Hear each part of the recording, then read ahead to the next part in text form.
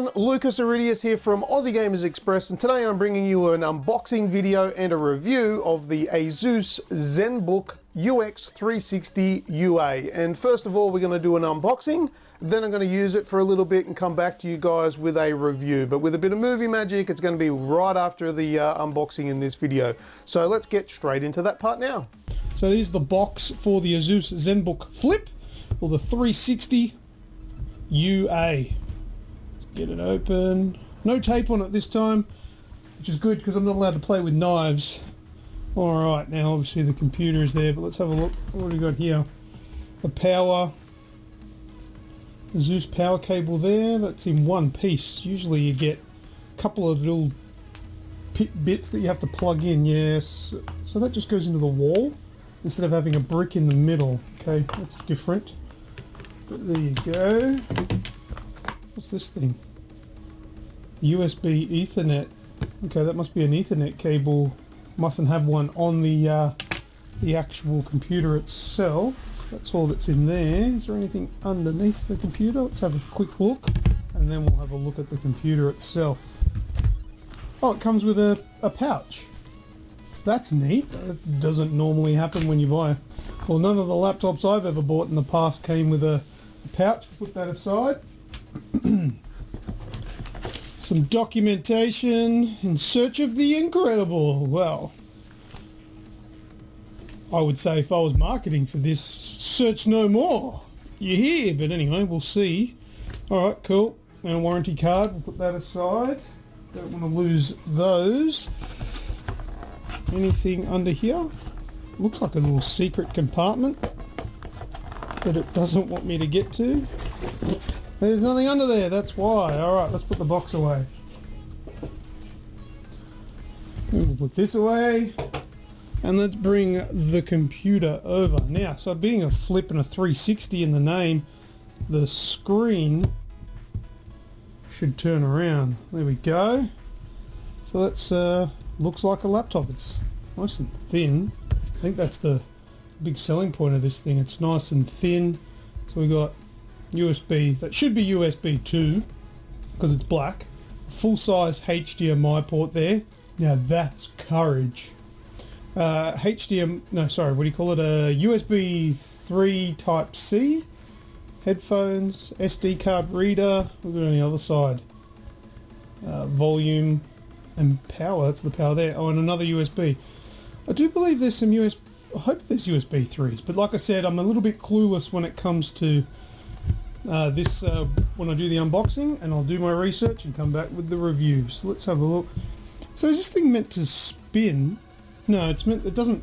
I thought it spun like on that axis, but I don't believe it does. I think the 360 element is like that. Yeah, so it goes all the way around. So you can use it as a tablet. And it's got feet there. It's got feet on there, so you can lay it down flat. Yeah, and that's sitting on the rubber as opposed to the keys, and you can use it as a tablet, or there's this one that I've seen which is like presentation mode if you're going to watch a movie or something or show people stuff. And of course there's your regular I'm using a laptop mode. So there you go. Alright, the keys feel nice. They're fairly flush. They're only like about a mil off the, well, there might be a couple of mil off the board, I don't know what even you want to call it, the surface. Harman Kardon speakers. It's an Intel Core i5. It has HDMI, like I mentioned. These hinges look pretty cool. They're like a brass looking thing. Yeah. Looks like a brushed alloy. I don't know if it is. Actually, I think it is some sort of metal finish on there, which is quite nice. But yeah, look, there's not really much more to say other than, okay, it's a decent size. Apparently this thing gives you up to 12 hours of battery life, but I'll test that out.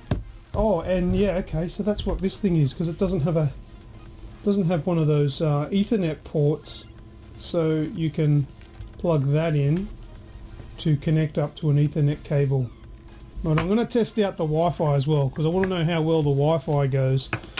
And I'll test that with my 100 megabit connection. Okay, so now we're up to the review portion of this video, where I'm going to go through some of the technical specifications and what I actually think of the ZenBook UX360UA. So let's have a look now. Okay, we're going to start off with the specifications, and to kick off, Intel Core i5 processor is inside there, and it comes standard with Windows 10 operating system.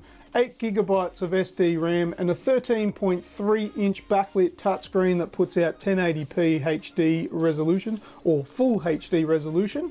There's an integrated Intel HD graphics card 520, which is equivalent to an NVIDIA GeForce 820M or a Radeon R7 240. It has a 256 gigabyte SATA 3 SSD drive for storage, which is nice and fast. There's also an illuminated keyboard, which you can't see too much in this one here, but I'll show you an image on the screen there, which is good for nighttime there. An SD card reader on the side here, so you can put your memory cards in from your cameras and things like that. Next up, there is a HD 720p resolution webcam, and standard comes with Wi-Fi, and a 1x combo jack for audio and microphone, so you can put an external microphone or headphones in there for you if you like. 2 USB 3 ports. Now I used to think that the standard for USB 3 was to have the blue insert in there, but this one doesn't have the blue, they're just black. So there's one on that side and then one on the reverse side there. So 2 USB 3 ports. And there is a USB Type-C Gen 1 port there for really fast connectivity there if you've got anything that is compatible with that kind of a port. There is a full-size HDMI port there, so you can plug it just using a normal HDMI cable into your TV or anything that you want to display, whether it be a projector or something like that. So you don't need any adapters or any special cables, just the normal full HD there. On the other side, if we switch it around, we've got the volume switches, volume up and volume down. So they're nice, but they're nice buttons. They're metallic and they feel nice and positive to press, and that's your power button right next to it, which will also put it to sleep. See, turns the screen off there, and you can bring it back up.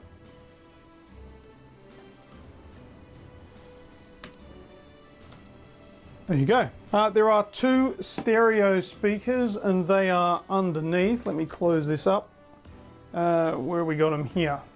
So we've got one speaker there on that side and another speaker on the other side, and it puts out some decent sound. We'll show you a bit of a demonstration of that a little bit later in the video, where I compared it with an iPad Pro.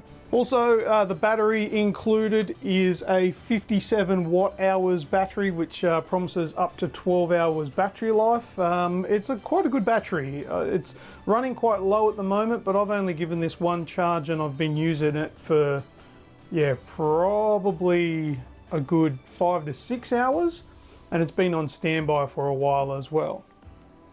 The total weight is 1.27 kilograms, which is quite light and quite reasonable for a laptop, but it is quite small as well. Nice thin profile, which makes it a real compact, easy to take everywhere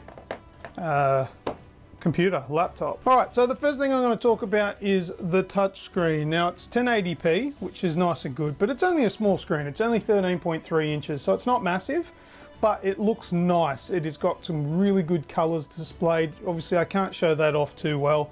Can't show it off as well as it should, but because I'm obviously just recording the screen here, but it's nice and crisp and clear, and has a good refresh rate on it as well. It runs quite well. The touch screen on it is nice and sensitive. I'm pretty particular when it comes to touchscreen, and I would say that this is probably the closest thing to just using a phone or a tablet or anything like that. It works quite well. Let me go to, I'll go to YouTube. You can hit the searches like that and just touch the screen.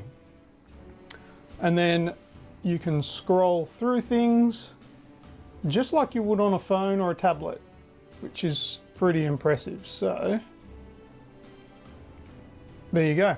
Now the 256 gigabyte SATA 3 SSD storage is good. It is super fast. Let me just show you now. It takes 13 seconds in total to power up from completely off until logged into Windows 10, which is pretty good. That there is absolutely amazing.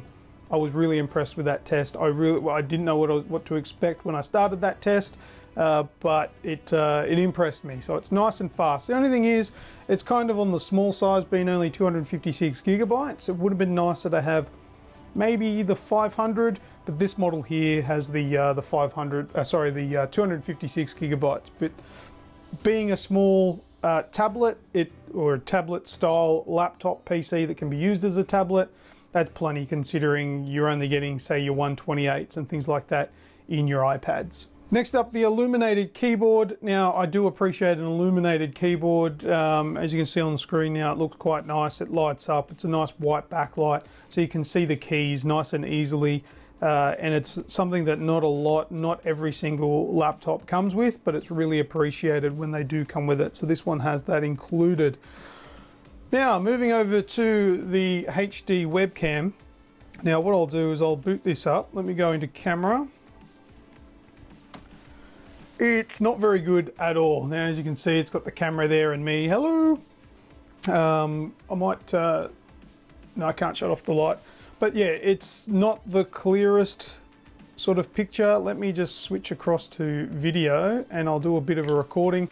Hi, this is me checking out the video camera or the webcam on the ASUS ZenBook 360. So let's see, I'll have superimposed this video into the actual finished product and see. That's, I mean, it's not the greatest. It's fairly grainy compared to like my iPad that I have used and my camera that I'm using now.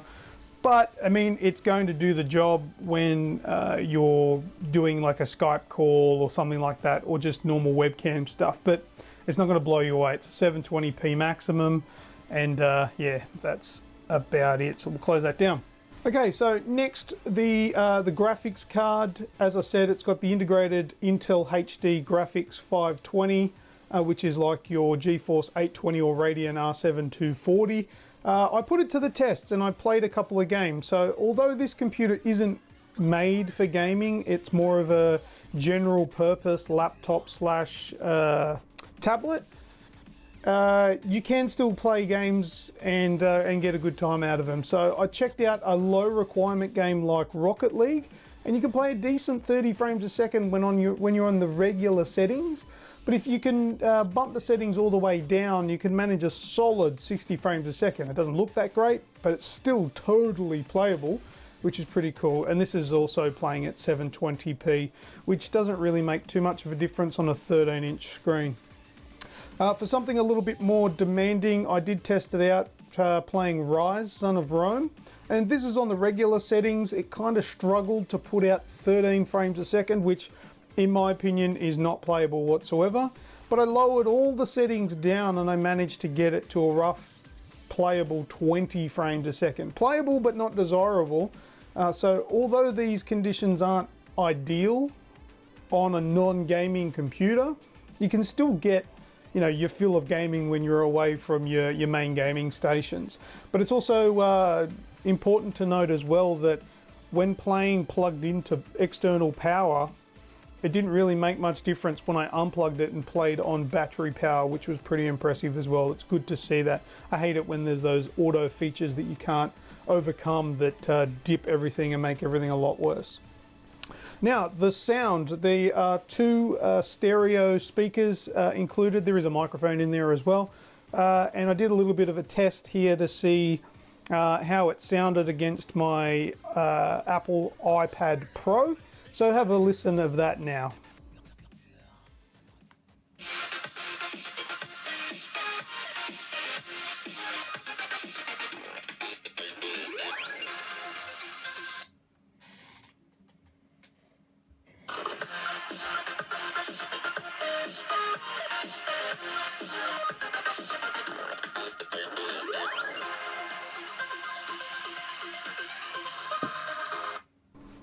So there you go. That's what the sound sounds like there when I had them both put at their maximum volume. I think the iPad Pro had, well, they've got 4 speakers, so it's a little bit louder and a little bit more bassy and a little bit clearer.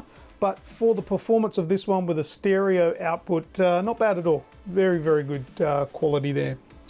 Now, the last thing I'm going to mention here is the 360-degree hinges, which is probably one of the most amazing things about it and the most convenient things about it. Now, as a normal laptop, it opens and it closes, right? But you do have the ability to swing this around full 360 degrees, and it folds completely back on itself. And now, let me just get this back on.